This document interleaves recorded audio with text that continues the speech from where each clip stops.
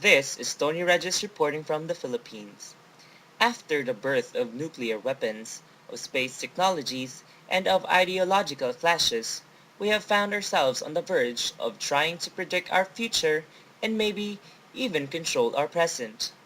Let us start this analysis by the first perspective that the world is a better place after the Cold War.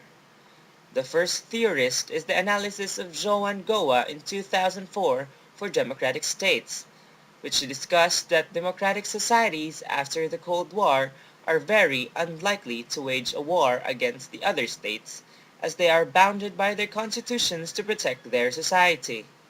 Accordingly, Goa believes that the norms of democratic institutions constrain the ability of their leaders to engage each other in a conflict abroad. This perspective believes that due to the characteristics of democratic states after the Cold War, there will no longer be any chance that there will be any occurrence of war. Where should we put Iran in the middle of all these facts?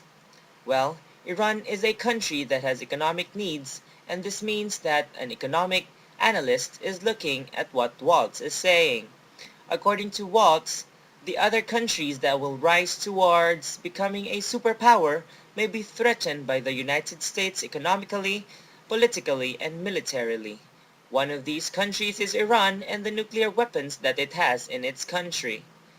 This means that while the United States has sanctioned Iran, it seems as if nuclear weapons will be distinctly centered on the United States and its allies, while the untested nuclear weapons will be staying in the USSR and its collapsed nation.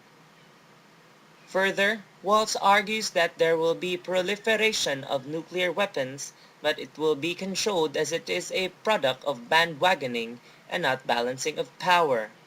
What will have happened when the international institutions if the United States is the sole power? Waltz answers this by saying that the Bush administration saw and the Clinton administration continued to see NATO as the instrument for maintaining America's domination of the foreign and military policies of European states.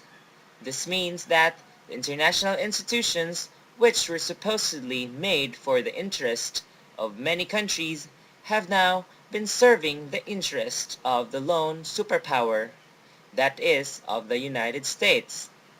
And this is the real post-Cold War problem. Tony Regis, Philippines.